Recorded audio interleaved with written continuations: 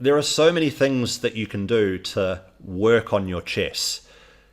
And in fact, there are too many.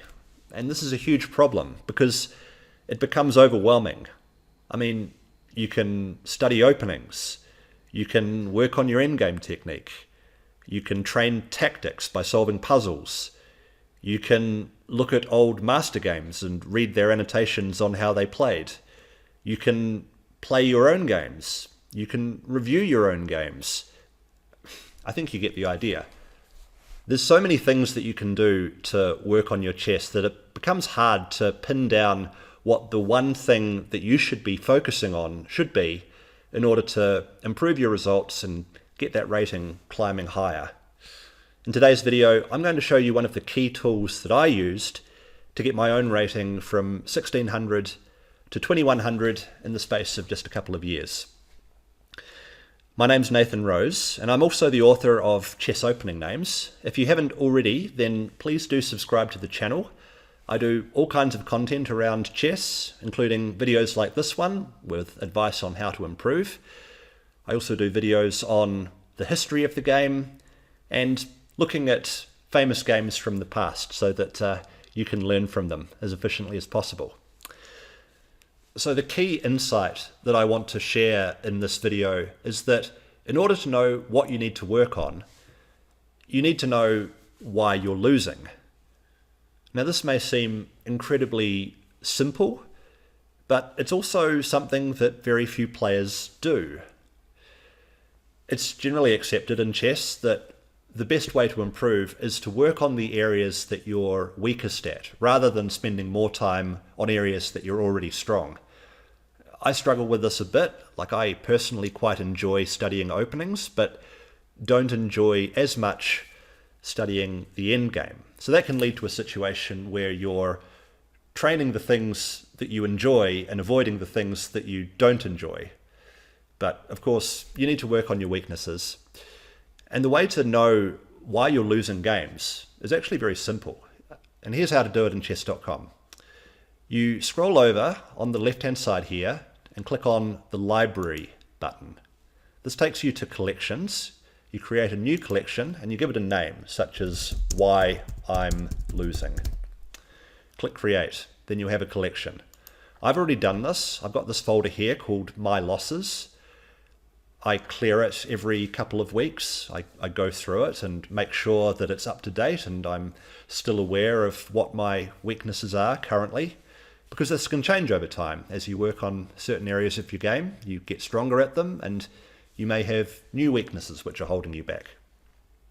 And then every time I lose a game, for example, I've got one here, a game I played a few days ago, I will add it to this collection.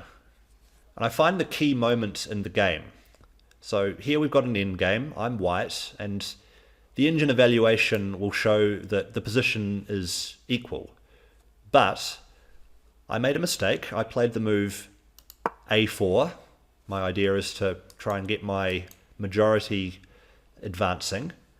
But this ended up costing me the game because black played King D5, a move that I didn't really understand, I didn't see coming. It showed a lack of understanding of this endgame, okay?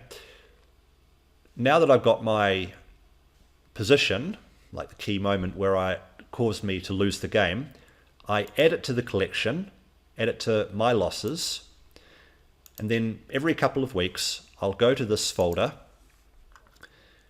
refresh the page, and see the reasons why I'm losing. And what you can do also is you can give each game its own name. So I like to do this. I like to edit the details and give the game a title.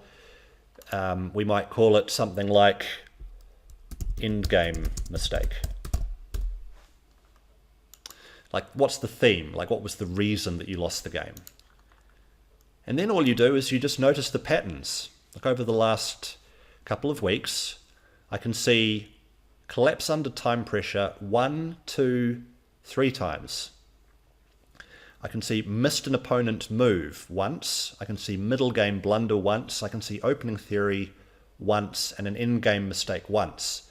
So the conclusion that I can draw from this is that performing under time pressure is my biggest problem and what I need to work on.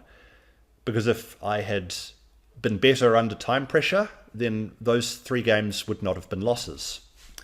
So in my case, it looks like I need to play some more blitz. I need to do some more puzzle rush to get my stability under time pressure to be improved. But it'll be different for everybody.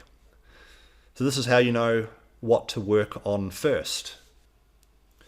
And this leads me to a quote from the 3rd world chess champion, Jose Raul Capablanca.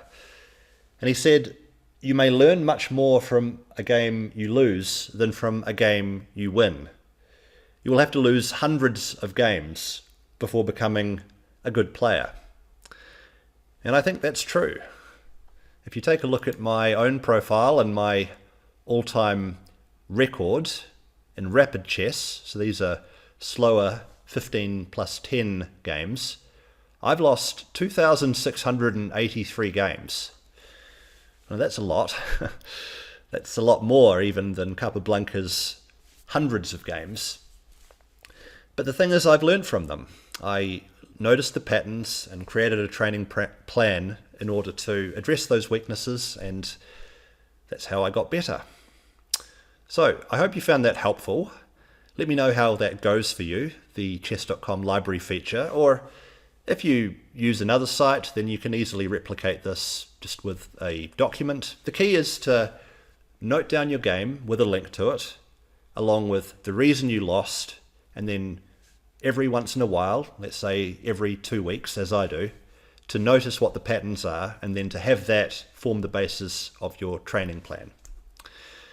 Once again, please subscribe to the channel for more chess content. Drop a comment down below, including what your results have been with this system if you do try it out. And also give the video a like if you liked it. I'm Nathan Rose. Good luck with your chess, and bye for now.